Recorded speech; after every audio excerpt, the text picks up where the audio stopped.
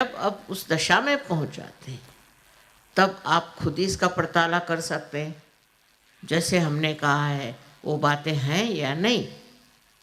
इसीलिए अपने यहाँ गुरु का बड़ा भारी स्थान माना जाता है कि गुरु ने जो बात कही उसको कभी भी शंका नहीं करनी चाहिए। पर आजकल के जैसे गुरु निकल आए वो देखने के बाद में समझ में नहीं आता है कि गुरु के लिए क्या कहा जाए। पर उसकी भी पहचान है, गुरुओं की पहचान है कि किसको असली गुरु मानना चाहिए और किसी को नकली। जो आपको अनुभव दे वही असली गुरु। ये नहीं कि पैसा दे और ये डायमंड निकाल के दे, ये गुरु नहीं हो सकते। ये तो तमाशखोर है, या कहना चाहिए ये अपने दुकानें खोल रखी। गुरु वही है जो आपको अनुभव दे, और जब ये अनुभव आप में प्राप्त होता है तो उसको स्वीकार्य करो, स्वीकार्य करके उसमें बढ़ो, उसमें पूर्णता आप लाओ और फिर उसका पड़ताल आप देख लो। उसके उलट वहाँ पर प्रदेश में देखा मैंने कि किसी ने अगर कोई बात कही कि ऐसी है तो पहले उसकी सिद्धता दो, पहले उसको साइंटिस्ट को दो। अब वो साइंटिस्ट पार है या नहीं है, उसमें कितनी क्षमता है या नहीं, वो समझ सकता है कि नहीं, इसके लिए वो समर्थ है या नहीं, ये नहीं देखा जाता। किसी ने भी कुछ बात कह दी उसके पीछे लग गए, फिर उसको दोहरा करके दूसरा आदमी कहेगा कि नहीं नहीं ये नहीं, इसमें ऐसा है। तीसरा आदमी कहेगा कि नहीं नहीं नहीं ये जो है चीज़ इसमें ये गड़बड़ है, ऐसा है बस। क्योंकि उस अभी तक आत्म साक्षात्कारी वो लोग नहीं, और उनमें वो संपूर्णता नहीं है। तो इस तरह का जब तक आप में एक पूरी तरह से जीवंत अनुभव ना आए, जब तक आप उस अनुभव से पूरी तरह से प्लावित न हो, मतलब नरिश न हो, तो आप अधूरे हैं। और अधूरे होने पर आपको कैसे समझ में आएगा कि ये सत्य है या झूठ है। ये बुद्धि की जो चक्कर है यही कम करना है। जब हमारे शास्त्रों में ये बात कही है तो वो सत्य ही है। अब नानक साहब ने गुरु ग्रंथ साहब जो बनाए वो सारे रियलाइज सोल्स पहुँचे हुए लोगों की कविताएं ले करके उससे बना। अब उसको पढ़ी जा रहे ये भी बेकार बात। उसमें क्या लिखा है वो समझने की कोशिश, उससे फिर वो आत्मसात होगा, हमारे अंदर बसेगा और हम उसी के सहारे उठ सकें।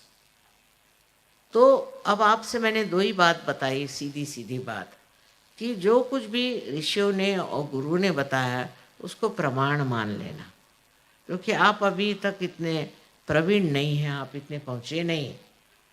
फिर उसके बाद दूसरी बात कि आप प्रवीण होने का प्रयत्न करें, उधर अग्रसर हो, आप प्रवीण हो जाए, और प्रवीण होने पर फिर आप पड़ताला इसका लें कि है कि नहीं। ये तो एक हिंदुस्तानी के लिए हुआ, लेकिन मैंने ये देखा है कि परदेसी जो आपके भाई हैं ये तो बड़े जल्दी पार भी होते हैं और ये गहरे उतरते हैं, क्योंकि इनके अंदर गहराई आ गई। हमारे अंदर गहराई नहीं आई। हमारे गुरु ने ये कहा, हो गया काम खत्म, ये फलाने कह गए काम खत्म, श्री राम ऐसे थे काम खत्म। अरे भाई, उनके नज़दीक तुम कहीं गए कि नहीं, उनको समझा कि नहीं, उनको अपनाया कि नहीं, उसके अंदर से आपको क्या प्रेरणा मिली। बस भजन गा रहे हैं, चीख रहे हैं, चिल्ला रहे हैं। ये बड़े बड़े संत साधुओं ने महाराष्ट्र में खासकर और यहाँ भी ये कहा कि आप भजन गाते रहो।